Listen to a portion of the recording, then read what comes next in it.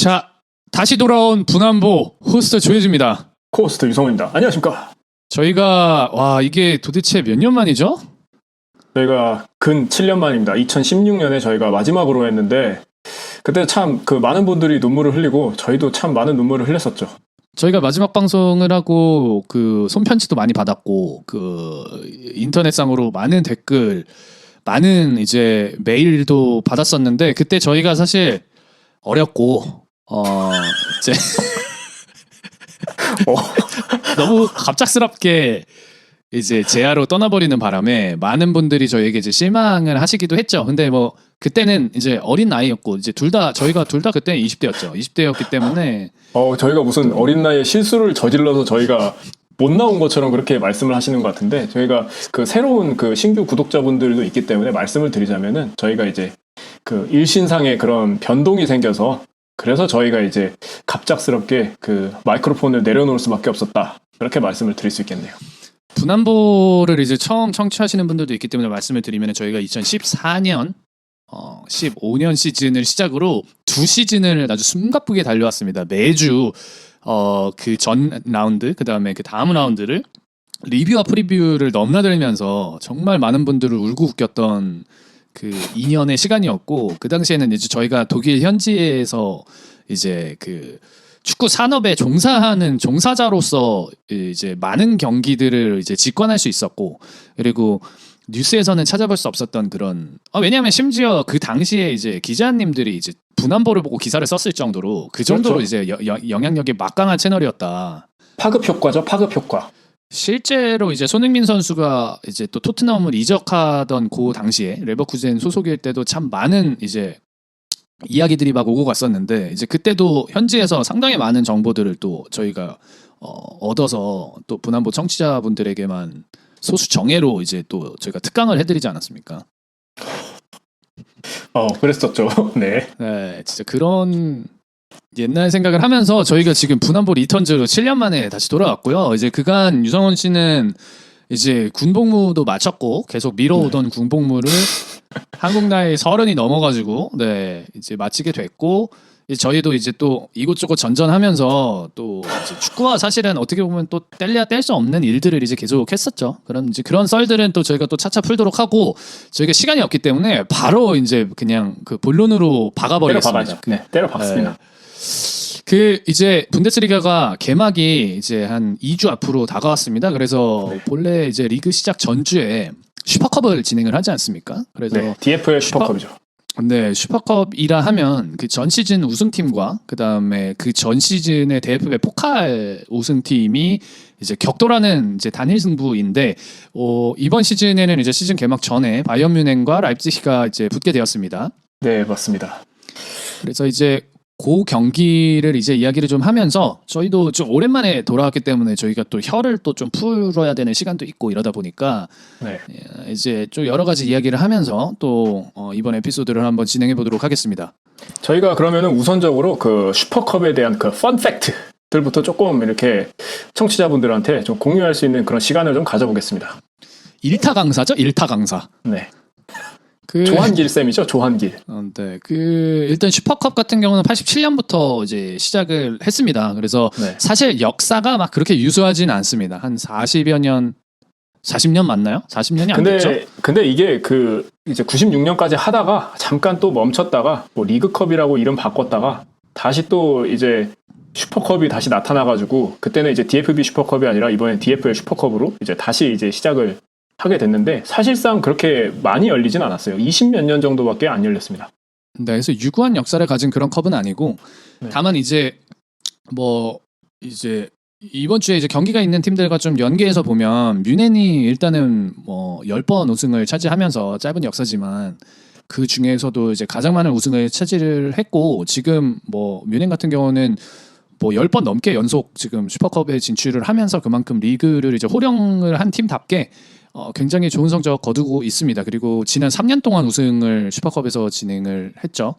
네, 그 지금 제가 이렇게 보니까 슈퍼컵이 총 23번 열렸고 그 중에 이제 17번을 이제 뮌헨이 참가를 했습니다. 슈퍼컵에. 그리고 요번이 12회 연속 출전입니다. 그러니까 거의 뭐 그 시즌 리그 우승을 11번째 지금 연속 우승을 하고 있지 않습니까? 그러니까 그거랑 이제 맞물려 가지고 그 슈퍼컵도 이제 리그 우승자답게 연속 출전을 하고 있다. 그렇게 볼 수 있겠네요.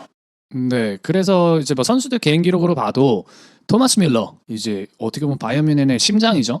레게노죠, 레게노. 밀러가 이제 12번 그 슈퍼컵에 출전을 하면서 가장 많은 출전 이제 수를 보유를 하고 있고, 다만 이번 주에 있는 경기에는 아마 부상 때문에 이제 뭐 출전 명단에는 오르지는 않겠지만 토마스 밀러가 이제 그 기록을 가지고 있고, 최다골도 지금 뭐 몇 점인지는 기억이 나지 않지만 레반도프스키 지금 라리가를 호령하고 있죠. 그 나이에도 불구하고 지난 시즌 기계죠, 라리가 기계.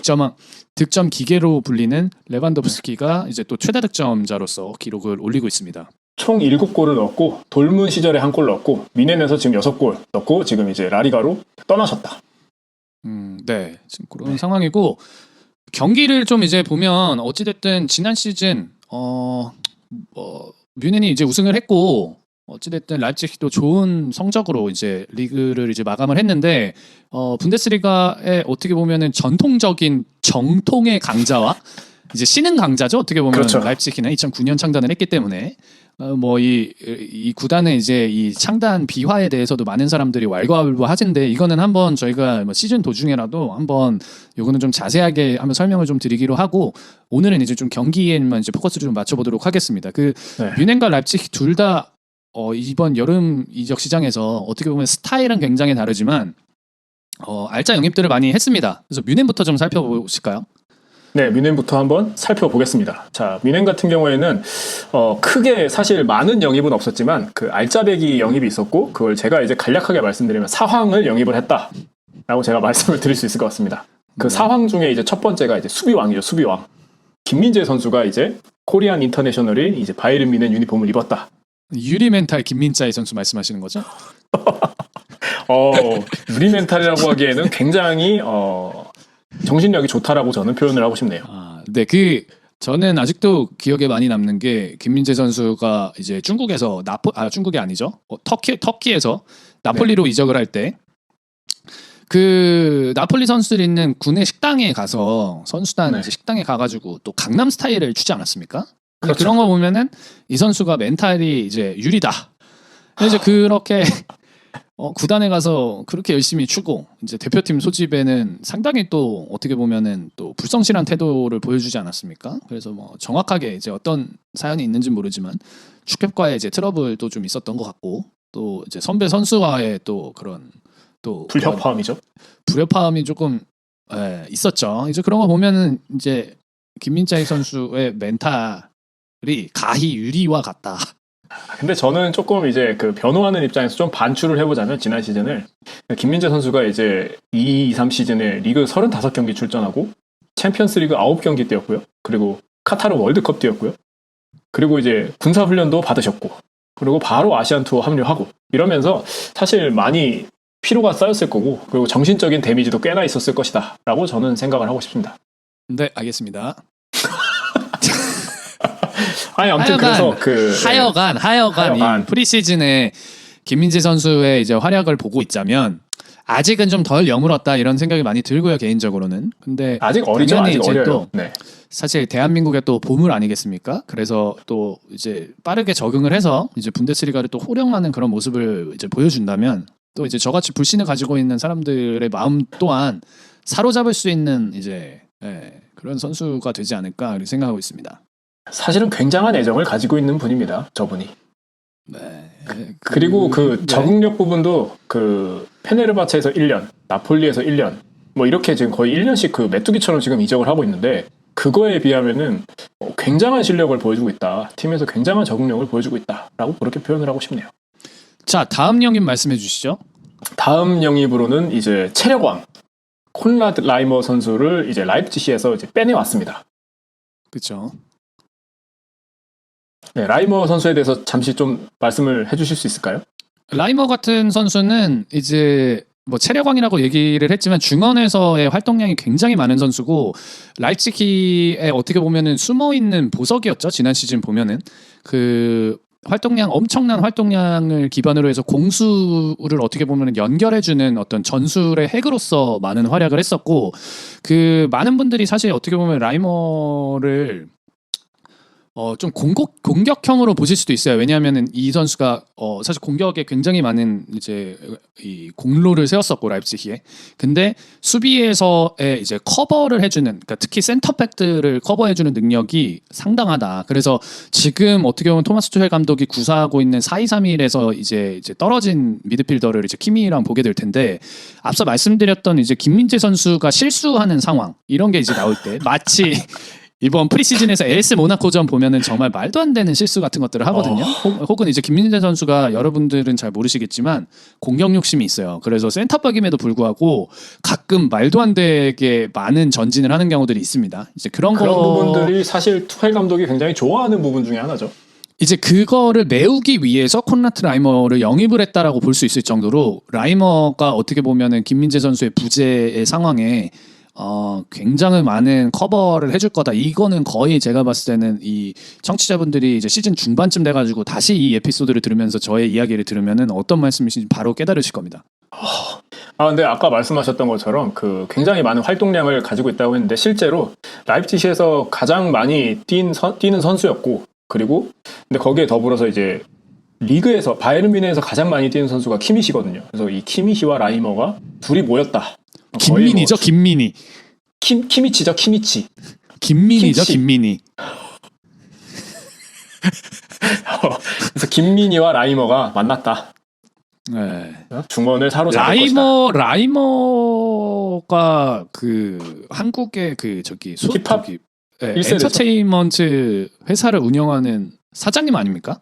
네. 근데 그 라이머하고는 다른 분일 거예요, 아마. 네. 그리고 이제 또 남은 2명의 이적생들 좀 설명을 해주시죠.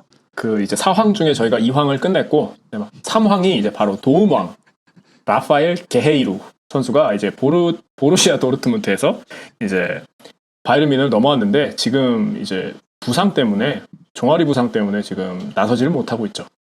네, 그 소위 에디 게레로라고 하죠.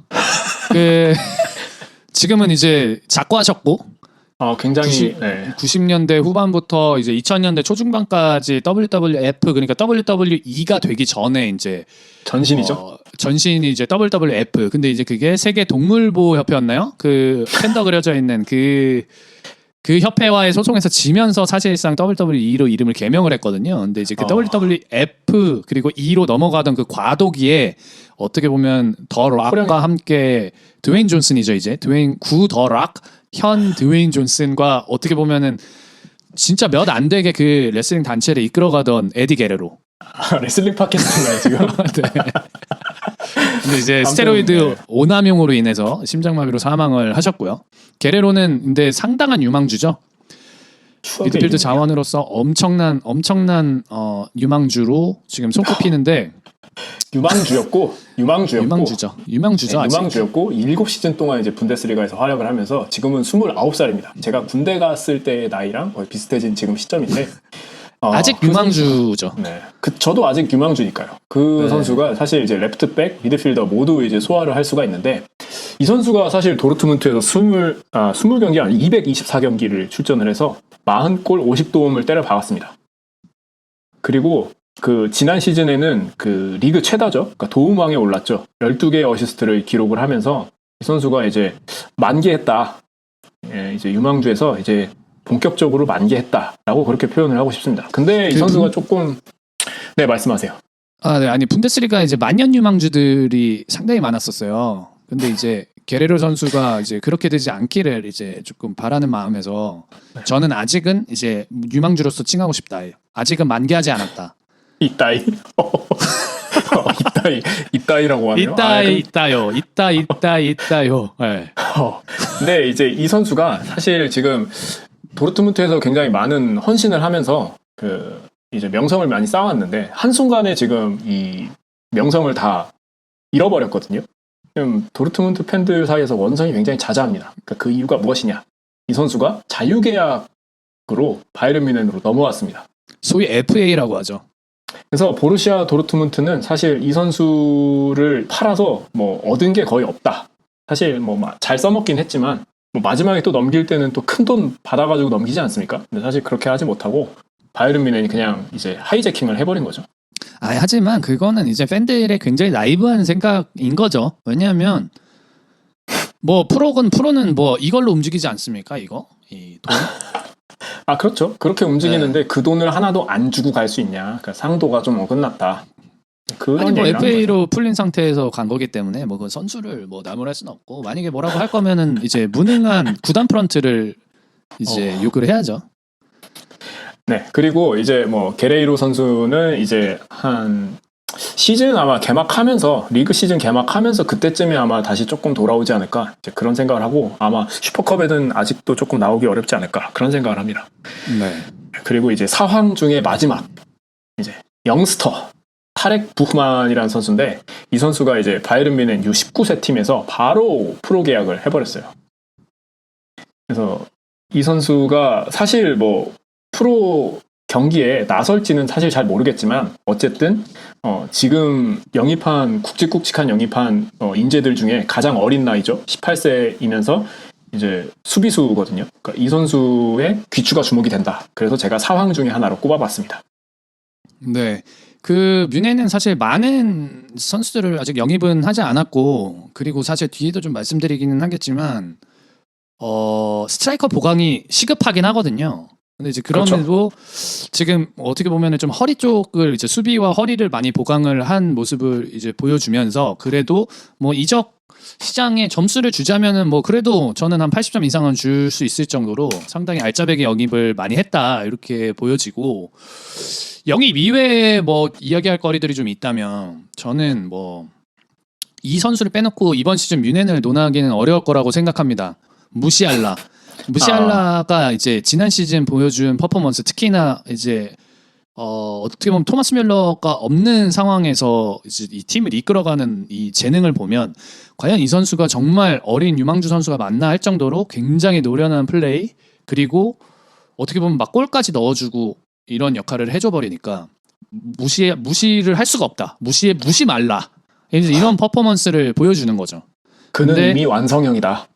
거의 제가 봤을 때는 완성형에 가까운 지금 어떻게 명실공히 바이에른 뮌헨의 최고 에이스라고 볼 수밖에 없습니다. 이제 그래서 사실은 뮌헨은 지금 스트라이커 보강이 굉장히 시급한 게 언제까지 지금 그 그나브리를 지금 톱으로 세워둘 수는 없거든요. 사실 거의 제로톱 형태죠. 제로톱 형태. 제로톱으로 이제 해야 되는데 이게 어떻게 보면은 레반도프스키의 부재로 나타나는 이런 효과일 수도 있기는 한데 지금 뭐 뮌헨 선수들의 구성으로 봤을 때는 타겟형 스트라이커를 하나 이제 구해 오면 공격력도 충분히 보강이 될 거라고 생각하고 이제 그 티가 안 나게 해줬던 게 사실 무시알라입니다. 왜냐하면 어떻게 보면은 이제 제가 생각하는 무시알라는 사실 골게터 개념이 아니라 약간 처진 스트라이커 역할을 많이 해줘야 되거든요. 왜냐하면 빠르고 그러니까 민첩하죠. 드리블이 좋고 볼을 잘 갖고 있는 선수이기 때문에 오히려 이제 스트라이커에게 골 기회를 완벽하게 이제 먹여줄 수 있는 그런 플레이 스타일을 구사를 해야 되는데 지금 뭐 거의 지금 약을 빤 것처럼 지난 시즌부터 폼이 올라와가지고 이제 골까지 막 넣어주고 이러니까 이제 레반도프스키의 공백을 많이 메워줬는데 이번 시즌까지 그런 뭐 활약을 기대하기는 어렵기 때문에 얼른 이제 골게터를 하나 이제 구해 와야 됩니다. 그래야 이제 그나물의 그 밥이죠. 그나브리도 이제 빠르게 자기 자리를 이제 찾아서 이제 갈 수 있고 그렇게 돼야만 이제 양 날개로 쓰고 있는 누구죠? 꼬망과 저기 자네를 더 잘 활용할 수 있게 되는 상황이 생길 겁니다. 왜냐하면 지금 이제 스트라이커가 없으면은 자네나 꼬망 같은 애들은 진짜 쓸모가 없어지거든요. 왜냐하면은 뭐 골을 많이 넣는 스타일의 선수들이 아니기 때문에 골을 먹여줘야 되는데 침투만 하고 받아먹을 선수가 없기 때문에 그걸 지금 무시알라가 받아먹어주고 있고 그냥 뭐 혼자서 만들어주고 있고 이런 그림만 계속 나오기 때문에 결국에는 이 앞에서 받아먹어줄 수 있는 사람이 분명히 필요하다. 근데 그게 그나브리나 누구죠? 마티스텔인가요? 네. 그렇게 두 명으로는 사실 너무 약하다. 이 레바 뮌헨인데 이 뮌헨의 공격진이라고 하기에는 너무 약하다. 네, 이렇게 볼 수 있겠습니다. 네. 근데 저희가 뭐 어차피 라이프치히와의 그런 이제 경기 이제 뭐 예상 전술이라든지 이런 거 얘기할 때 좀 더 디테일하게 말씀하기로 하고 그리고 이제 이 이적과 영입이 관련해가지고 그 이제 사황을 영입을 한 건 있지만 또 이적을 또 했거든요. 그래서 바이에른 뮌헨 같은 경우에는 이제 리카 에르난데스 선수가 이제 파리 생제르맹으로 갔고 그리고 이제 그 아프리카의 눈물이죠. 사디오 마네 한 시즌 동안 사실 뭐 별 볼 일 없이 있다가 알 나스르로 이제 가버렸다. 그리고 이제 마르셀 자비처 선수도 원래 맨유로 임대를 보냈다가 다시 돌아왔는데 이번에는 또 이제 게레이로랑 반대로 이제 도르트문트로 이제 이적을 하게 됐습니다. 그리고 이제 지난 시즌에 사실 백으로 굉장히 톡톡히 역할을 해줬던 칸셀루 선수가 이제 다시 임대 만료가 돼서 맨시티로 이제 돌아간 상태고요. 그렇죠. 아 그리고 저기 얼마 전에 여름의 태양 얀 좀마 선수가 또 팀을 나갔죠. 아 그렇죠. 존마 선수도 네. 이제 이적을 해버렸죠.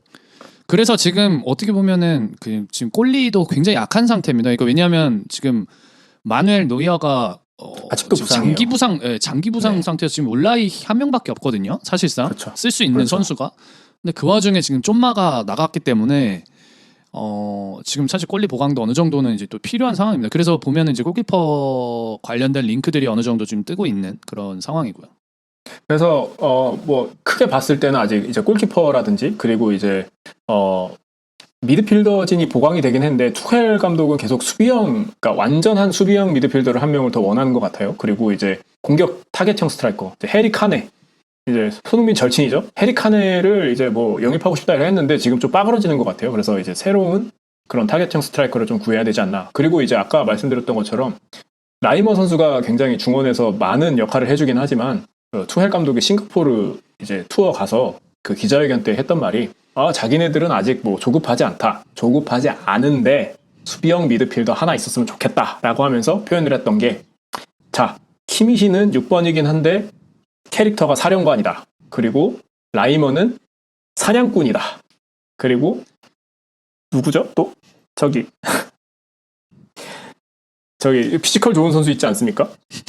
누구죠? 고레츠카. 예, 고레츠카는 피지컬이다. 그러니까 이런 식으로 표현을 하면서 그 김남일 같은 그런 선수를 원한다고 그렇게 표현을 하더라고요. 그래서 김남일을 원한다. 그렇게 말하는 걸 보고 한 명 더 영입하지 않을까 그런 생각을 하고 있습니다.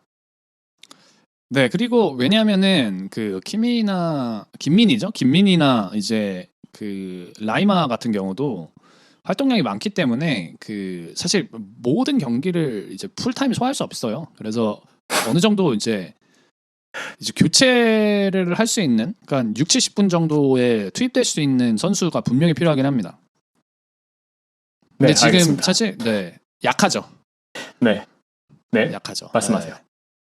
네, 약하고 넘어가 볼까요? 그러면 아니요, 미드필더진 아무튼 뭐 그런 상황이고, 그리고 또 한 가지 변수가 하나가 있는 게 그 파바르 선수가 사실 그 김민재, 원래 이제 지금 지난 시즌에 오른쪽 풀백으로 나와서 진짜 좋은 활약을 많이 해줬는데 개인적으로 파바르 선수가 그 오른쪽 풀백 포지션을 좋아하지 않는 것 같아요. 그래서 계속 자기는 나는 중앙 수비수다. 원래 센터백입니다. 네. 나는 센터백이다. 내가 왜 지금 그 변방에 가 있어야 되냐라고 했는데 김민재를 이렇게 떡 데려오니까 이제 이게 어느 정도의 시그널이 아니냐. 나 나가고 싶다. 이제 그렇게 얘기를 하고 있는 상황인데 파바르 선수가 2024년까지 계약이에요.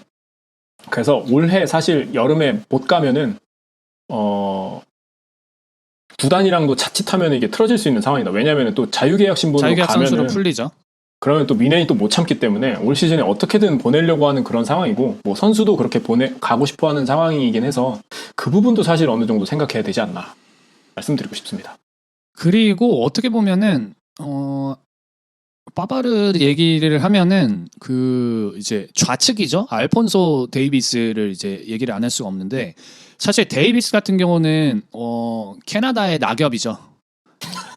빠른 낙엽이다. 낙엽이라서 어떻게 보면은 윙백으로 이제 쓰고는 있지만 이 친구가 앞에서 활약을 사실 많이 해줄 수 있는 역할이거든요. 이제 뭐 공격이에요 사실. 그거를 많이 이제 염두에 두고 어떻게 보면 라이마를 데려온 걸 수도 있기는 해요. 왜냐면 라이머가 네. 상당히 많은 커버리지를 이제 가져갈 수 있기 때문에 김민재 선수가 실수를 한다든지 혹은 이제 알폰소 데이비스가 앞으로 나가가지고 돌아오지 않는다든지 뭐 이럴 때 그 영역을 이제 커버해줄 수 있기 때문에 아마 제 생각에는 지금 뭐 그 이제 그 흔히 이제 소위 얘기하는 이제 시트상에는 4백으로 나오지만 실제 경기는 작년처럼 3백 형태로 가게 될 가능성도 네. 매우 높습니다. 수비 같은 경우는. 네. 그렇죠. 그리고 이제 뭐 라이머를 계속 언급을 하지만 김남일을 원한다. 투헬은 마음 깊숙이 김남일을 가지고 있다. 그 김남일을 영입을 하는 것도 방법이에요. 그렇죠. 왜냐하면 네. 진공청소기를 하나 영입을 하는 거죠. 그렇죠. 네. 실제로 그 얘기를 하면서 언급했던 선수가 그 데클란 라이스라는 선수거든요. 그 선수가 웨스트햄에서 지금 이제 아스날로 이적을 했는데 굉장히 많이 뛰기도 하고 그 선수는 본능적으로 좀 수비에 충실한 선수 같더라고요. 그래서 그런 선수를 좀 원하는 거 아니냐. 그리고 라이머 같은 경우에는 원체 라이프치히에서도 사실 지난 시즌에 8번으로 뛰었기 때문에 조금 수비적인 성향을 요구하기에는 조금 어려울 수도 있다라고 저는 생각을 해요. 오히려 키미시가 수비적인 성향을 가질 거다. 왜냐하면 라이먼은 이제 공격 본능이 상당하기 때문에 이제 지난 시즌 어떻게 보면 라이프치히 경기 보면은 뭐 거의 뭐 앞뒤로 왔다 갔다를 제일 많이 한 선수라고 봐야죠. 라이머가 거의 그냥 올라가서 골을 박아버리니까 그 위치에서 그러니까 이제 뭐 그렇게 투헬 감독 입장에서는 그렇게 생각할 수 있죠. 그러니까 이제 더욱 수비형 진짜 정통 수비형 미드필더 그러니까 김남일 같은 스타일의 그 진공 청소기를 원할 수 있죠. 네. 아무튼 뭐 영입과 이적은 이 정도로 저희가 정리를 해볼 수 있을 것 같고 라이프치히 얘기를 할까요? 아니면 바로 그냥 바이에른 뮌헨 이 슈퍼컵 데뷔 핵심 전략들에 대해서 저희가 한번 누설을 해볼까요? 뮌헨을 먼저 박아버리고 그 다음으로 그냥 넘어가겠습니다. 네. 그러면은 저희가 이제 뭐 골키퍼부터 좀 말씀을 드리자면 조혜지 씨가 말씀하셨던 것처럼 이제 없어요. 지금 대안이. 울라이밖에 없는다. 네, 저 지금 반말을 울라이밖에 없는 거야. 울라이밖에 없는 거야. 울라이밖에 없어, 친구들아. 네. 울라이밖에 없다. 울라이밖에 없고 그래서 아마 사실 지난 시즌에 리그에는 사실 세 번밖에 나오질 못했어요. 근데 이제 이 선수가 과연 잘 해낼 수 있을지 그게 이제 주목이 됩니다. 근데 그 사실 이게 울라이가 왜냐하면 나올 수가 없는 선수인데 이게 노이어가 뭐 부상도 있었고 그 존머가 많이 나왔었죠. 존마가 이제 많이 이제 넘버 2로 나왔었는데 존마까지 떠나버리니까 이제 울라이밖에 없어서 나오는 상황이거든요. 근데 울라이 선수가 뭐 사실 아는 사람들이 많이 없을 텐데 나이가 그리 적지 않아요. 노이어랑 동갑인가 한 살인가 어린가 그래요. 그러니까 노장입니다. 어떻게 보면. 그래서 이 선수가 지금 그 정도의 커리어 경력이 있음에도 불구하고 지금 서드로 막 뛰었다는 거는 아무리 바이에른 뮌헨이긴 하지만 이게 좀 문제가 있는 선수는 확실하거든요. 그러나 사실 제가 알기로는 존머 선수가 오기 전에는 노이어 선수가 계속해서 잔부상이 있었거든요. 뭐 지지난 시즌도 마찬가지로. 근데 울라이 선수가 그래도 꽤나 대체를 해서 좀 잘 하지 않았었나 그런 옛 추억이 있다. 그래서 조금 그래도 믿어볼 만하다. 그래서 울라이 씨가 나오실 것 같다. 네, 대안이 없습니다 지금. 네. 그리고 이제 수비 라인을 보면은 뭐 투헬 감독이 좋아하는 이제 4-2-3-1로 갈 건데 이제 뭐 오른쪽부터 보면 이제 파바르 선수가 무조건 나올 것 같아요. 이 선수가 사실 지난 시즌에 굉장히 그 멋진 활약을 했는데 선수 제일 많이 그 볼터치를 한 선수예요. 그러니까 무조건 야 나한테 줘. 야 나한테 줘. 야 나한테 패스해. 그리고 본인이 다시 패스하고 야 나한테 다시 줘. 백패스해. 다시 돌리고. 그러니까 이렇게 많이 했던 선수예요. 네, 알겠습니다. 아니 그리고 이제 볼경합도 굉장히 좋았습니다. 볼경합 승률도 63%예요. 최고 기록입니다. 분데스리가에서. 그래서 이 선수는 사실 제 생각에는 센터백보다는 풀백으로서 더 경쟁력이 있을 것 같다라는 생각을 저는 하는데 선수는 그렇지 않은가 봐요. 아무튼 본인은 곧 죽어도 센터백이라는 거죠. 이 선수는 가진 게 많습니다. 장점이 굉장한 선수예요. 그 파브르의 곤충일기랑은 어떤 관계인 거죠? 그러니까 파브르가 그 프랑스 사람이잖아요. 파브르가 프랑스 사람인가요? 파브르 찾아보고 계시네요. 선글라스 둘 다 프랑스예요. 그러니까 파바르는 프랑스고 네. 파바르의 곤충일기의 파바르도 프랑스 사람이다. 알겠습니다. 자, 그리고 이제 센터백 라인으로 보면은 이제 데리히트 선수랑 이제 김민재 선수가 센터백 이제 콤비를 구사하지 않을까 싶습니다. 네, 붙박이죠. 근데 이제 김민재 선수는 곧 밀려날 것 같고요. 주전 경쟁에서는. 근데 이제 뭐 대안으로는 뭐 우파메카노 선수도 있고 그리고 이제 뭐 파바르 선수가 뛸 수도 있는데 사실 제 생각에는 우파메카노보다는 김민재 선수가 좀 더 안정적이지 않나 좀 그런 생각을 좀 해봅니다. 그 데리트 선수는 거의 붙박인데 지난 시즌에도 이제 뭐 파바르 선수랑 비슷하게 뭐 볼경합 성공해서 61% 가져가고 패스 성공률 94% 하고 뭐 아무튼 뭐 그냥 잘해요. 네. 그쵸. 예전에 이제 그 낭만의 시대 때 마츠 후멜스가 있었다면 지금은 어떻게 보면은 데리히트가 그 자리를 메워주고 있는 거죠. 네. 그래서 또 이제 코리안 몬스터죠. 이제 몬스터 김민재 선수랑 함께하면은 이제 수비진이 아주 강해질 거다. 그래서 김민재 선수는 이제 굉장히 공격적으로 움직이고 그리고 패스도 굉장히 센스가 좋기 때문에 이런 면에서 좋은 콤비가 되지 않을까 그런 생각을 합니다. 네, 알겠습니다. 네, 그리고 이제 백포 왼쪽에는 아까 말씀하셨던 것처럼 알폰소 데이비스 캐나다의 낙엽이죠. 이제 거의 쓸고 캐나다의 다녀요. 낙엽. 네. 그 지난 시즌에 그 평균 경기당 평균 34번의 스프린트를 기록을 했습니다. 그 이게 바이에른 뮌헨 선수들 중에서 가장 많은 숫자의 횟수이고 그리고 최고 속도가 36.5km예요. 거의 뭐 굉장히 빠릅니다. 거의 네. 그냥 단거리 육장 선수라고 봐야 됩니다. 거의 스파크죠, 스파크. 전성기 때 호날두급이죠. 네. 그리고 이 선수가 이제 단순히 이제 아까 말씀드렸던 것처럼 3백 형태로 가고 이 선수가 거의 이제 그 사네를 타고 올라가는 형태로 이제 오버래핑을 해서 거기서 그냥 바로 무시알라한테 패스해서 무시알라가 먹고 뭐 이런 형태로 이제 공격이 진행이 됐었죠. 네. 네. 그리고 이제 중앙 미드필더로 올라가 볼까요? 네, 빨리 진행을 해볼까요? 네. 제가 할까요? 네, 빨리 진행해 보시죠. 그 김치 선수랑 라이머 선수가 이제 아마 중앙 미드필더를 구성을 할 것 같은데, 근데 여기서 변수가 어쨌든 그 피지컬 누구죠? 고레츠카. 네, 고레츠카 선수가 또 나올 수도 있다. 근데 이제 계속 테스트 경기에서 이 두 선수를 이제 계속 이제 기용을 하고 있어서 아마 이 선수가 이변이 없는 한 두 선수가 이제 나올 것 같아요. 아까 말씀드렸던 것처럼 뭐 서로 너무 이제 활동량이 좋은 선수라서 그런 면에 있어서 이제 중원에서의 그런 공백이 없을 거다 그런 생각을 합니다. 네, 뭐 두 명이 이제 처진 미드필더로 나오는 거는 거의 자명할 것 같고 투헬이 약간 근데 페이크 스쿼드를 이제 많이 사용을 하긴 했는데 이제 실제 전략으로 보면은 4-2-3-1로 가게 될 가능성이 이제 뭐 매우 높은 상황이고 그 두 명은 거의 붙박이로 나오지 않을까 싶은데 그 작년 시즌에 저기 누구였죠? 이름이 기억이 안 나네요. 누구죠? 마즈라위가 이제 원래 수비인데 네. 미드필더로 많이 기용을 했었거든요. 네. 그러니까 마치 이제 좌측에 그 낙엽이 있었다면 우측에 마즈라위를 이제 많이 올려서 사용을 했었는데 과연 지금 이 4-2-3-1 시스템에서는 쓰기가 굉장히 애매한 상황이어서 아마 이제 그런 페이크 스쿼드는 나오지는 않을 것 같긴 한데 사실 마즈라위가 뭐 꽤 쏠쏠한 활약을 보였기 때문에 저는 어느 정도 또 기용을 할 수도 있지 않겠냐 포메이션에 좀 변화를 주면서 꼭 4-2-3-1을 고집을 하진 않겠냐 이런 가능성도 있다고 봅니다.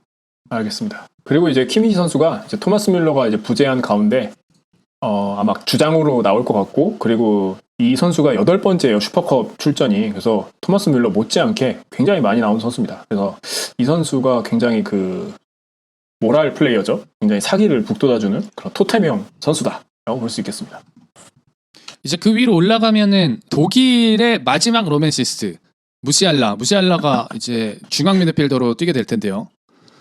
공격력이 어떻게 보면 이제 화력이 지금 이 바이에른 뮌헨 선수 중에는 뭐 거의 가장 뛰어나다고 봐야 됩니다. 사실 그 까방권이라고 해야 될까요? 그러니까 이 선수가 지금 원래도 잘했는데 지금 완전 그냥 거의 깔 수 없는 존재가 된 게 지난 시즌에 바이에른 뮌헨이 위태위태했어요. 우승 못할 뻔했는데 근데 이제 그 도르트문트가 뭐 좀 못한 것도 있고 근데 골득실 차로 진짜 아슬아슬하게 우승을 한 거거든요. 근데 거기서 사실 결정적인 역할을 한 게 무시알라다. 무시알라가 이제 3대2 경기에서 결승골을 넣은 선수라서 이 선수의 그런 뭐라고 하죠? 그 클러치 슈터 같은 그런 능력도 가지고 있다. 라고 표현을 하고 싶네요. 사실 뭐 아까도 얘기를 했지만 지금 공격수가 이제 정통 스트라이커가 없는 상태에서 무시알라가 많은 골을 그리고 공격 포인트를 올리고 있고 토마스 뮬러가 없는 상황에서 이제 중원을 거의 지배하다시피 하고 있기 때문에 어떻게 보면 이번 시즌에서의 역할도 상당히 이제 중요할 것으로 보이는데 네. 뭐 계속해서 같은 폼을 유지할 수는 없기 때문에 본래 포지션도 있고 지금 빨리 공격수를 영입하지 않으면은 어떻게 보면은 또 좀 득점력이 예전만큼 막 폭발적이지 않을 수도 있다. 이렇게도 네. 볼 수 있습니다. 그리고 제가 이렇게 쭉 데이터들을 보면서 좀 흥미로웠던 게 사실 레반도프스키가 있었을 때는 그 선수가 이제 뭐 거의 뭐 30골 때려넣고 뭐 그러지 않았습니까? 근데 이제 그 선수가 사라짐으로써 굉장히 그 파급 효과라고 해야 될까요? 아니면 낙수 효과라고 해야 될까요? 이게 그 뭐 사네라든지 그리고 코망이라든지 그리고 무시알라라든지 그리고 나블이라든지 다 지난 시즌에 본인들의 역대급 득점 기록을 세웠습니다. 그러니까 그 말은 뭐냐면은 그 한 선수한테 집중되는 게 이제 여러 선수들한테 이제 퍼진 거거든요. 근데 반대로 생각해 보면은 그만큼 이제 많은 선수들이 그 득점에 대한 그런 뭔가 그 강박관념을 가지고 있다. 편집증적인 그런 생각을 가지고 그 경기에 나서야 되기 때문에 그 심적 부담은 이루 말할 수가 없다. 그래서 빨리 그 스트라이커의 그런 보강이 시급하다. 네. 근데 왜냐하면은 지금 말씀하신 선수들이 그러니까 지금 뮌헨에서는 골게터가 없어요. 그리고 지금 양 날개로 뛰고 있는 꼬망이나 자네 같은 경우도 원래는 이제 골을 좀 넣어줘야 되는 선수들인데 이게 로버트한테 너무 오랫동안 이제 의존을 하고 플레이를 하다 보니까 내가 안 넣어도 돼. 넣어줄 거야. 이 마인드셋이 너무 지금 몇 년간 축적이 되어 있어가지고 이 선수들의 이제 이 골감을 또 되찾는 것도 굉장히 중요합니다. 왜냐하면 르로이 자네 같은 경우는 사실 굉장히 이제 유망주 때부터 이 돌파와 이 골 감각이 그러니까 슈팅이 워낙 좋으니까 굉장히 기대를 많이 했었거든요. 근데 지금 오히려 지금 뮌헨에서 그 골을 자꾸 누군가가 넣어주니까 이제 좀 그 예전 같은 오히려 레반도프스키가 있었을 때 그 선수단의 도덕적 해이가 일어났다. 많이 그럴 수밖에 없죠. 그 모든 짐을 다 짊어지고 가던 게 푸무나 레반도프스키입니다. 근데 그러면은 그럼 폴란드의 마지막 피아니스트죠. 그런 말씀을 보자면 그럼 오히려 지금 그러면 타겟형 스트라이커를 또 없애야 되는 게 아니냐? 왜냐하면 도덕적 해이가 또 다시 발생할 거 아닙니까? 아니죠. 프로는 경기로 이제 경기 결과로 이야기하는 거기 때문에 그래서 레반도프스키가 뮌헨의 전성기를 또 이끌어가지 않았습니까? 그러니까 그런 그만한 이제 해리케인이 있어야 된다. 이런 거죠. 해리케인을 들이대는 해리카네는 지금 안 오겠다라고 얘기를 한 걸로 알고 있습니다. 그냥 연장하겠다. 그럼 이제 해리케인이 있어야 된다. 해리카네죠. 이제 안 그러면 좀 어렵습니다. 그러니까 지금 그나브리, 슈퍼모팅 이런 선수들이 있거든요. 지금 모팅 있죠. 아까 얘기했던 이제 뭐 마티스텔이나 이제 이런 선수로는 이 뭔가 이 뮌헨의 이 묵직함을 가져가기는 좀 어려워요. 네. 맞습니다.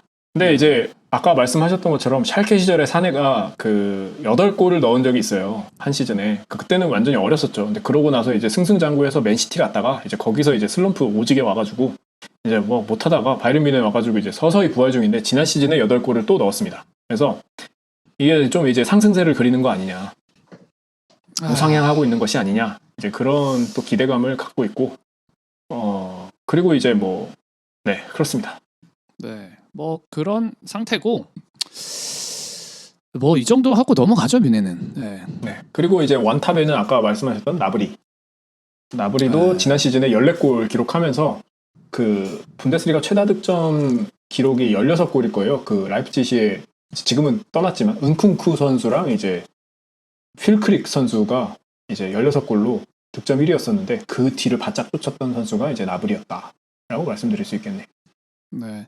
그래서 아마 경기 스타일은 뭐 최근에 이제 몇 년 동안 계속 쌓아왔었던 이제 스타일이죠. 뮌헨의 그러니까 짧은 패스로 굉장히 이제 빠른 공수 전환 이런 것들을 이제 활용을 하면서 경기를 계속 풀어갈 것으로 보이고요. 이게 어떻게 보면은 그 나겔스만의 유산 아니겠습니까? 이런 거를 이제 이야기를 하면 또 격세지감이 느껴지는데 그 이제 분한보의 전성기였죠. 2014-15 이때 이제 나겔스만이 혜성처럼 등장해서 분데스리가 최연소 1군 감독으로 이제 호펜하임에서 데뷔를 하지 않았습니까? 이제 그 당시에는 29살이었던 걸로 기억합니다, 제가. 왜냐면 그 나겔스만 감독이 87년생인가 그래요. 그러니까 이제 상당히 어린 나이로 데뷔를 했었는데 그때 이제 분데스리가 이제 이 초임 감독이었던 나겔스만이 뮌헨을 또 거치고 이제 유럽의 또 명문 구단으로 이렇게 가고 이런 걸 보면 참 이 세월이 빠르다. 소년 급제다. 그렇게 볼 수 지금, 있겠습니다. 지금 잘 안 됐죠 지금? 지금 어디 있나요 지금? 지금 나겔스만이 거기 있죠. 쉬고 있죠 지금. 네. 쉬고 있네요. 지금 다른 데로 안 갔군요. 지금 네, 일단 그냥 휴식기가 좀 필요할 것 같습니다. 개점 휴업 상태다. 네. 네. 재충전의 시간을 좀 가질 필요가 있죠. 갓겔스만이죠. 갓겔스만. 네. 원래 또 이렇게 좀 뛰어난 재능이 있는 사람들은 또 그렇게 가끔씩 돌연 잠적을 하고 그러지 않습니까? 분한보도 그랬던 것처럼 말이죠. 네, 이제 넘어가서 라입지히 얘기를 빠르게 좀 해볼까요? 네, 라입지히 같은 경우에 대해서는 이제 간략하게 말씀드리면은 포칼에 특화된 팀이 아니냐. 21-22 시즌, 22-23 시즌 포칼 챔피언이었어요. 그래서 2시즌 연속 포칼 챔피언이었고 사실 지난 시즌에도 그렇기 때문에 슈퍼컵에 나서서 저희 바이에른 뮌헨이랑 이제 경기를 치렀었고요.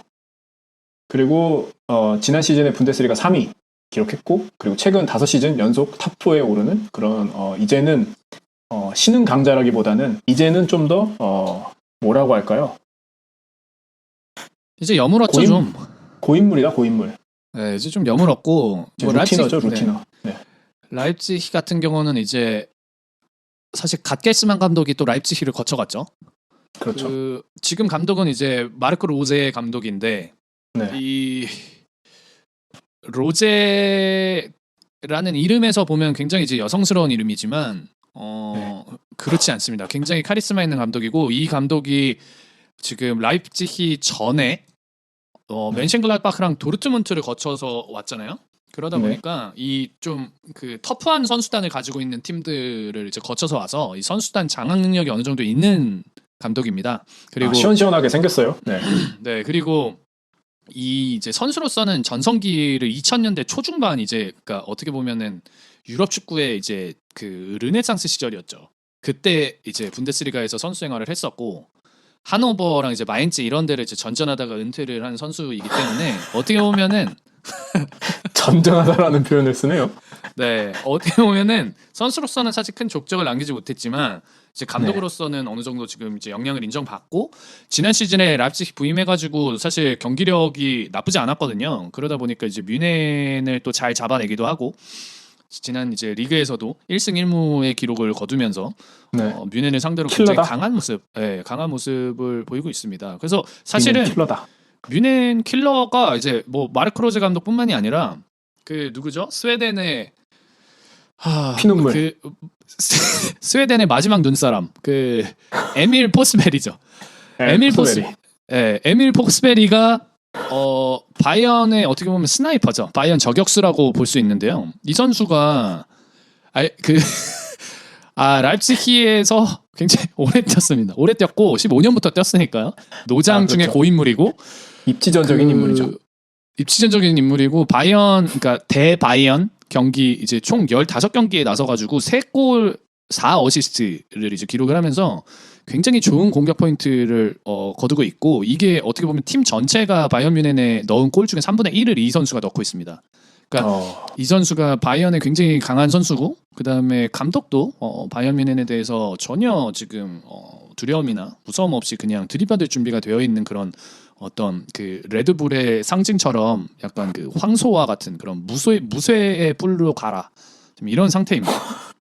그리고 바이에른 뮌헨이 원래 보통 이제 조기에 우승을 확정하고 그러지 않았습니까? 근데 이제 지난 시즌에 많이 힘들었죠. 지난 시즌에는 사실 쾰른전까지 모르지 않았습니까? 쾰른전에서 신승을 거두면서 이제 겨우 우승을 확정지은 거 아니었습니까? 작년에. 그때 못 이겼으면은 졌어요. 근데 이제 그것도 웃긴 게 이제 쾰른을 간신히 이기기는 했고, 근데 도르트문트가 이제 마인츠랑 무승부였었나요? 아니면 졌었나요? 아무튼 그렇게 되면서 승점이 동일해졌습니다. 그렇죠.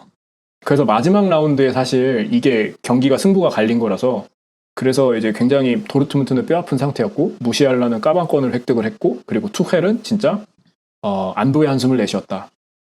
근데 이제 하지만 뮌헨은 뮌헨이다. 결국 우승하지 않았습니까? 네.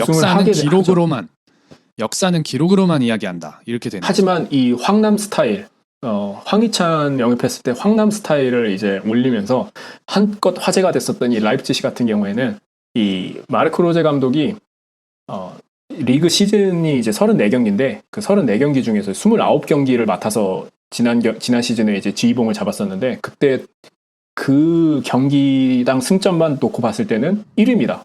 그러니까 도르트문트랑 바이에른 뮌헨이랑 비교를 해도 라이프치히가 61점으로 가장 높은 점수를 기록을 했거든요. 그러니까 그런 면에서 봤을 때 로제가 이끄는 라이프치히는 굉장히 호세다.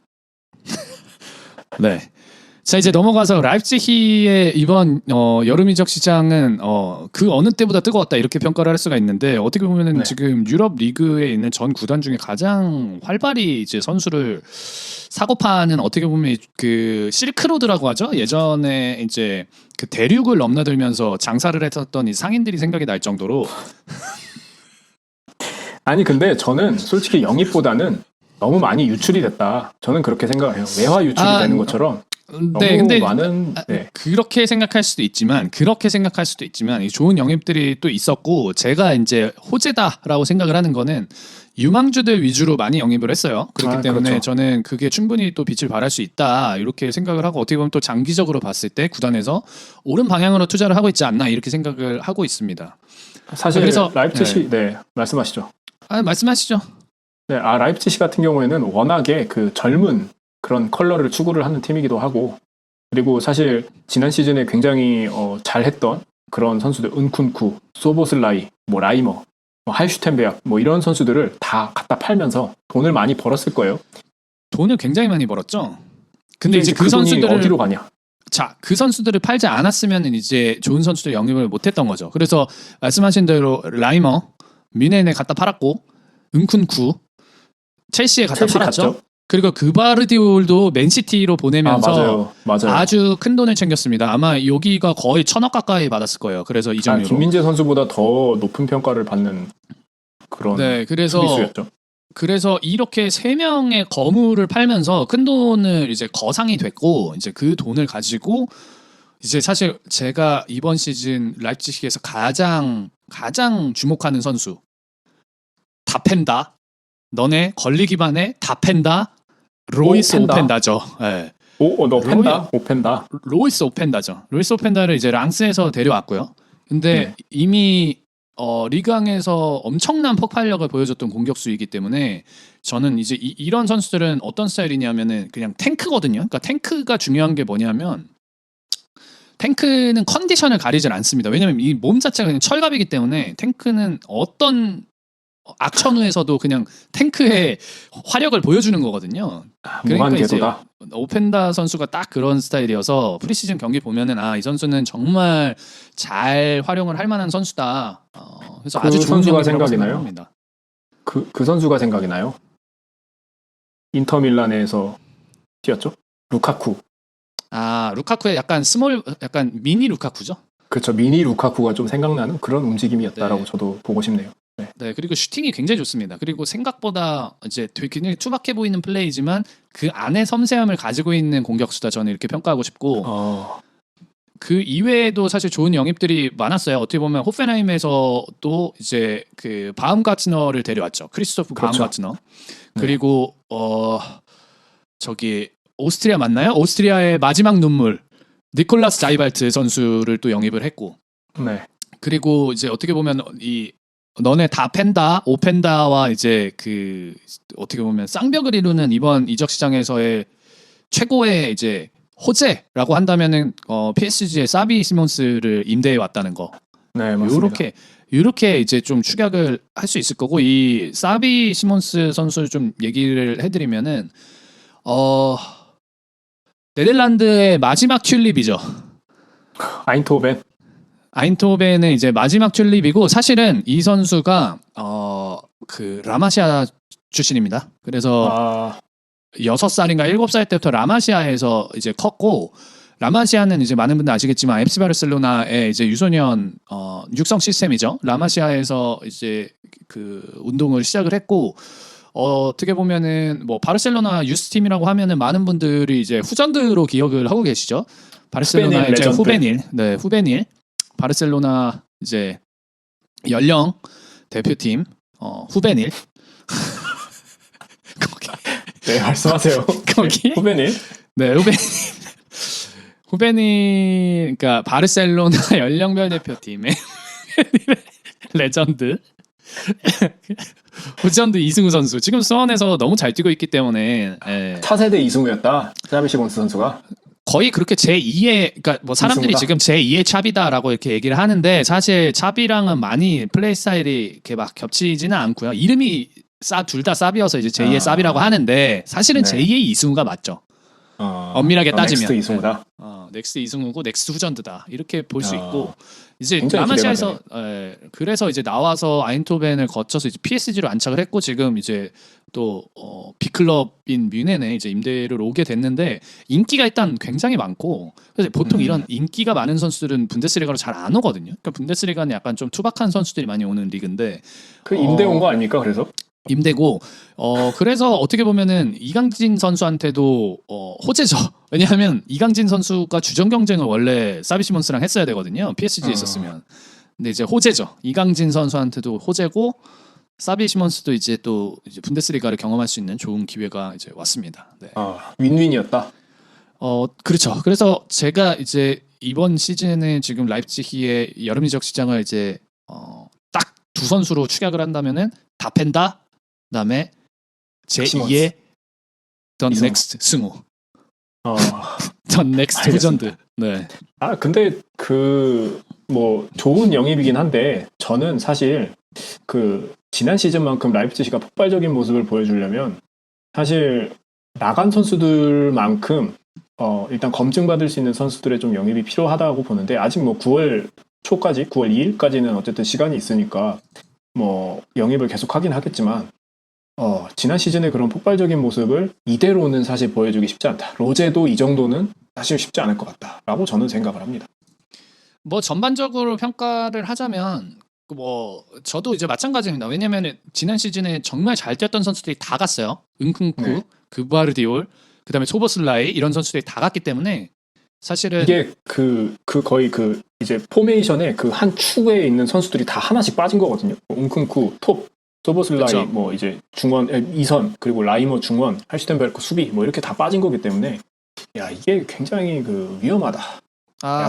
하지만 그 영입한 선수들이 또 그 뒤를 메워줄 수도 있는 거기 때문에 저는 굉장히 좀 기대를 이번 시즌 많이 해보고 있고 그다음에 지금 오늘인가요? 그 기사가 떴는데 리옹에서 뛰던 그 이제 프랑스의 수비수죠 카스텔 리케바 선수를 또 영입을 지금 했습니다. 네. 이 리케바 선수가 이제 모르시는 분들 좀 있을 텐데 네, 이 저도 선수가 몰라요. 몇 살이죠? 빌드업에 19살인가 20살인가 그렇습니다. 굉장히 어린 선수고 네. 그 빌드업에 굉장히 이제 특화된 선수고 그 앙골라 출신이에요. 그러니까 아프리카 그러니까 뭐 많은 프랑스의 흑인 선수들이 그런 것처럼 이제 앙골라 피가 흐르고 있기 때문에 위치 선정이 굉장히 뛰어납니다. 수비수로서 이제 가장 중요한 그 능력 중에 하나죠. 김민재 선수가 이게 좀 부족한데 위치 선정이 굉장히 뛰어난 선수여서 굉장히 애정 어린 말씀을 많이 해주십니다. 네. 지금 라이프치히가 가지고 있는 뭐 사실 이번 시즌에는 어떤 플레이 스타일로 나올지 모르겠지만 그 지금 팀이 가지고 있는 어떻게 보면 이제 빌드업을 하면서 이제 팀을 운영을 하는 이런 플레이 스타일에 어떻게 보면 굉장히 또 적격한 선수를 또 영입을 했다 이렇게 볼 수 있습니다. 네. 그러면은 저희가 이제 빠르게 이제 예상 라인업을 저희가 한번 보도록 하겠습니다. 네, 일단 골키퍼 같은 경우에는 원래 항상 붙박이죠. 피터 굴라시 선수가 원래는 나와야 되는데 십자인대에 파열이 있어가지고 네. 아마 이제 경기에 나서지 못할 것 같아요. 그래서 이제 제2 골키퍼인 야니스 블라스비치 선수가 나올 것 같은데 이 선수가 이제 어떻게 이 난관을 헤쳐나갈 것이냐 이것도 사실 관건이 될 것이다. 쉽지 않죠. 네, 미넨의 포화들을 어떻게 잘 막아낼 것이냐 이것도 굉장히 걱정되는 포인트 중에 하나고 하지만 또 선수 본인에게는 어떻게 보면은 되게 좋은 기회입니다. 진급의 기회죠. 진급의 기회. 네, 왜냐면 굴라시가 지금 헝가리 독재죠, 선수거든요. 독재. 네. 헝가리에 이제 우리나라에 김치찌개가 있다면 헝가리에 굴라시가 있습니다. 그래서 그 굴라시에 이제 빵을 찍어 먹는 게 헝가리 사람들의 소울푸드예요. 헝가리의 그 스튜 말씀하시는 거죠? 고기 스튜. 그쵸. 예, 소를 넣을 수도 있고 양을 넣을 수도 있고 감자를 넣어서 토마토 어떻게 보면 토마토 스프인데 우리나라의 약간 찌개와 같다. 혹시 뭐 헝가리 사람이신가요? 걸쭉하게 부다페스트 출신이고 걸쭉한 이제 이게 일품이죠. 그 굴라치 선수가 실제로 헝가리 출신입니다. 그리고 네, 알겠습니다. 네, 다음으로 이제 수비 라인 볼 텐데 라이프치히 같은 경우에는 아마 4-2-2-2를 쓰지 않을까 싶은데 이제 그 그렇죠. 포백이 근데 그 할스텐베르기 빠지기는 했지만 사실 그 이제 올드보이라고 해야 되나요? 그 입지전적인 그런 선수들이 그래도 자리를 좀 잡아주고 있기 때문에 새로운 선수가 오면은 바로 이제 뭐 그 인수인계라고 해야 될까요? 뭐 이런 재교육 같은 걸 굉장히 잘해줄 수 있을 것이다. 라고 이제 말씀드리고 싶은 게 빌리 오르반 선수가 이제 딱 중앙 수비에 한 축을 잡고 있습니다. 그래서 할스텐베르기 나간 그 자리를 이제 비취압이라고 요번에 이제 새로 들어오는 선수인데 어린 선수예요. 그러니까 이 선수 미취학 아동이죠. 미취학 아동. 엘 샤데위 비슈압인데 이제 18살이에요. 이 선수도 파리 생제르맹에서 이제 완전 이적을 한 선수인데 장기 계약을 했습니다. 2028년까지. 그러니까 그만큼 믿을만 하다는 거고 키가 1m 96이에요. 그리고 이제 왼발잡이라서 이 선수가 이제 그 센터백 왼쪽에 위치를 하면은 굉장히 그 빌드업이라든지 아니면 뭐 여러 가지 면에서 혁신적인 모습을 보여주지 않을까 그런 생각을 합니다. 그래서 이제 그 병장 빌리 오르반과 이병 비치아비의 그 조합이 굉장히 기대가 많이 된다라고 이제 볼 수가 있을 것 같고 그리고 이제 왼쪽 백이랑 이제 오른쪽 백 같은 경우에는 이제 왼쪽 백이 원래는 이제 할스텐베르기였죠. 네, 많이 나오는 자리였는데 이제 다비드 라움 선수가 이제 이 자리를 대체를 하게 됩니다. 그래서 다비드 라움 선수는 이제 로테이션으로 거의 기용이 됐었는데 사실 이 선수가 국가대표에도 뽑히고 그 좀 뭐라고 해야 될까요? 얼굴이 좀 백알장군상이에요. 좀 얼굴이 굉장히 우직하고 그리고 피지컬한 그런 느낌이 좀 드는 선수입니다. 그래서 이 선수가 굉장히 좀 매섭게 생겼는데 그도 그럴 것이 이 선수도 공간이죠. 이름 자체가 공간입니다. 공간. 네. 스프린트를 굉장히 즐겨하는 선수고 그리고 이제 활동량이 굉장히 많은 선수입니다. 그래서 이 선수도 굉장히 기대를 걸어볼 만하다. 네. 그리고 이제 오른쪽 풀백은 원래 이제 전용이죠. 전용. 헨릭 선수가 이제 전용으로 다시 나서게 됩니다. 우측 풀백 전용 헨릭. 그래서 이 선수도 이제 우측 풀백에서 볼경합 승률도 굉장히 높은 선수고 그리고 지난 시즌에 이제 23차례 이제 경기에 나서면서 좋은 모습을 보여줬던 선수라서 이번 슈퍼컵에서도 믿음직한 그런 모습을 보여주지 않을까 싶습니다. 네. 네. 계속 가시죠. 네, 그리고 이제 빌리 오르반 선수에 대해서 제가 조금 더 말씀드리고 싶은 게 이 선수가 굉장히 입지전적인 인물입니다. 그래서 이 선수가 원래 그 정통의 강호죠. 정통의 강호 그 카이저슬라우턴. 그러니까 이 팀에 원래 있었는데 유소년 팀이었는데 거기서 이제 바로 올라와서 1군 데뷔를 하고 그 팀에서 이제 뛰다가 바로 강등 당해버립니다. 그래서 2부 리그로 이제 강등을 당하면서 그 고난의 행군이죠. 고난의 행군을 하다가 이제 라이프치히가 그때 막 2015년 시즌에 이제 막 2부 리그에서 이제 올라올 때예요. 1부 리그로 승격할 때. 그때 이제 빌리 오르반 선수를 영입을 하면서 함께 이제 1부 리그 승격의 맛을 보고 그 지금까지도 이제 계속해서 함께 하고 있는 선수거든요. 네. 그래서 굉장히 입지전적인 인물이고 그리고 분데스리가에서 가장 많이 뛰는 선수 중에 한 명이고 그리고 이제 태클의 대가다. 태클 넣었다 하면은 다 성공한다. 좀 빡세게 생겼어요. 약간 누구를 닮았어요. 이 선수가 오르반 선수가. 신동엽 닮지 않았나요? 신동엽? 약간 이제 몰려 있기는 한데 약간 신동엽이 아니라 괴수죠. 괴수.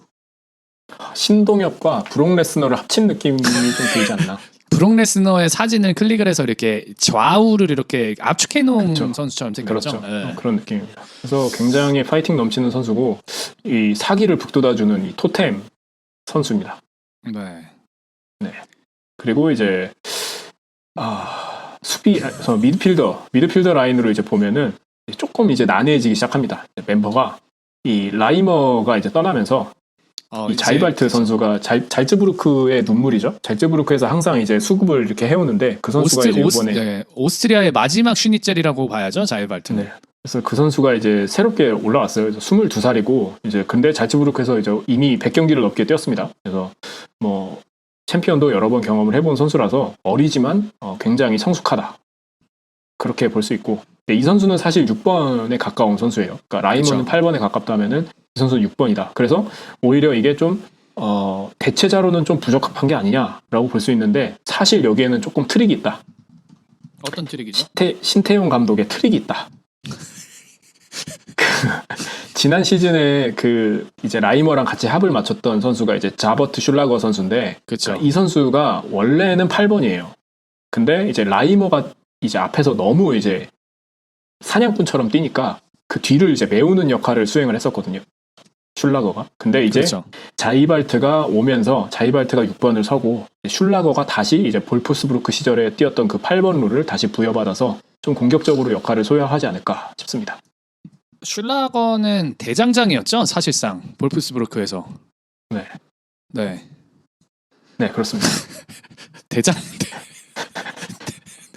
대장장이죠. 네. 대장장이었고 네. 그리고 이제 공격 라인 이제 미드필더 공격진 미드필더를 보면은 아까 이제 조혜지 씨가 말씀해 주셨던 그 샤비 시몬스 그 선수가 이제 같이 나설 것 같고 그리고 이제 아까 제가 말씀드렸던 것처럼 그 이제 뭐라고 하죠? 뭐라 그러죠? 구관과 신예의 조합이죠. 그래서 이제 다니 올모 선수와 이제 샤비 시몬스 선수가 이제 둘이서 이제 이 미드필더 라인을 이제 구축을 할 것 같아요. 그래서 다니 올모는 사실 지난 시즌에 부상이 좀 많긴 했는데 올 시즌 이제 건강하게 다시 나설 수만 있다고 하면은 이미 뭐 이 선수는 검증을 마친 선수이기 검증이 때문에 끝났죠. 올감이죠, 올감이. 네. 스페인산 올모는 뭐 사실 뭐 리그 탑이다. 뭐 월드 클래스 선수이기 때문에 선수의 그런 이제 뭐 이견이 없다. 그렇게 말씀을 드릴 것 같고 그리고 이제 그 작년 시즌에 사실 좋은 활약을 했던 소보슬라이 선수가 리버풀로 이제 이적을 했는데 그렇죠. 이 빈자리를 이제 사비 시몬스가 아마 차지하지 않을까 싶습니다. 이 선수도 이제 어린 선수긴 한데 이미 이제 아인트호벤에서 뭐 때려받고 이제 득점왕 챙기고 뭐 그러고 왔기 때문에 뭐 에밀 포스베리 선수랑 이제 뭐 어떻게 될지는 모르겠지만 라이프치히 특성상 이미 이제 포스베리는 좀 늙었으니까 좀 빼지 않겠냐. 이제 시몬스를 좀 더 밀어주지 않겠냐. 그렇죠. 사비 시몬스가 주전으로 나올 가능성이 높고 저는 사실은 개인적으로는 시몬스를 공격수로 쓰게 될 가능성이 높다. 예를 들어서 이제 오히려 왼쪽은 티모 베르너의 차지 아니겠냐. 그러니까 오펜다를 안 넣고 시몬스를 넣는다 공격에. 아니죠. 투탑을 시몬스랑 오펜달 가져가는 거고. 베르너를 내리는 거죠 아래로. 그러니까 다니 사실 올모와 베르너 조합이다. 그렇죠. 다니 올모 오른쪽에 세우고 티모 베르너를 좌측에 세우는 형태로 운용을 하지 않겠냐. 왜냐하면은 사비 시몬스가 생각보다 굉장히 그 중원에서의 공격에 굉장히 특화된 선수여서, 그러니까 이게 제2의 사비라고 이제 불렀던 이유가 더 넥스트 이승우라고 불렀었던 이유가 이게 그 좀 아기자기한 플레이를 많이 합니다. 사비 시몬스가 보면. 그래서 약간 어떻게 보면 메시 같은 그런 느낌을 주는 플레이들도 좀 있고, 그래서 제 생각에는 시몬스랑 오펜다를 공격수로 세우고 티모 베르너를 이제 왼쪽 이제 미드필더로 기용을 하게 될 가능성이 높지 않냐. 오른쪽은 올모, 왼쪽은 베르너. 그리고 이제 가운데를 자이발트랑 이제 슐라거가 이제 채워 넣는 그림인 거죠. 알겠습니다. 네. 그리고 뭐 말씀하셨던 것처럼 그 이제 사실 그 지난 시즌에 최다 득점 기록하고 뭐 득점왕도 올라가고 뭐 좋은 거 다 해주고 이제 지금 떠난 은쿤쿠 선수가 있잖아요. 그러니까 이 선수가 사실은 스피드가 굉장히 좋았습니다. 그래서 사실 티모 베르너도 그렇고 사실 라이프치히는 스피드를 굉장히 중요시하는 그 최번개 팀이기 때문에 그 제2의 최번개가 누가 될 것이냐 그런 거 봤을 때도 이제 오펜다 선수라든지 뭐 이런 선수들이 굉장히 빠르게 팀에 녹아들어서 빠르게 공격을 하지 않을까 싶습니다. 네, 이렇게 해서 저희가 뮌헨과 이제 라이프치히 굉장히 이제 많은 이야기들을 이제 나눠봤는데, 최종적으로는 이제 이 슈퍼컵의 향방이 어떻게 될 것이냐, 이제 요거에 대해서 조금 이야기를 하고 오늘 에피소드를 마무리를 지어보죠. 네. 저의 예측은 제가 이거 뭐 스코어까지 얘기하면은 너무 여러분들 뭐 경기 보기도 전에 너무 스포하는 것 같아가지고 제가 뭐 경기를 보고 오셨나요? 벌써? 네. 저는 뭐 이미 갔다 왔기 때문에 제 머릿속에 어. 이미 스코어가 들어가 있습니다. 네. 네. 2대1 뮌헨의 승리고요. 2대1. 예, 2대1로 뮌헨이 승리를 하고 그 무시알라가 이제 골을 넣습니다. 뮌헨에서는.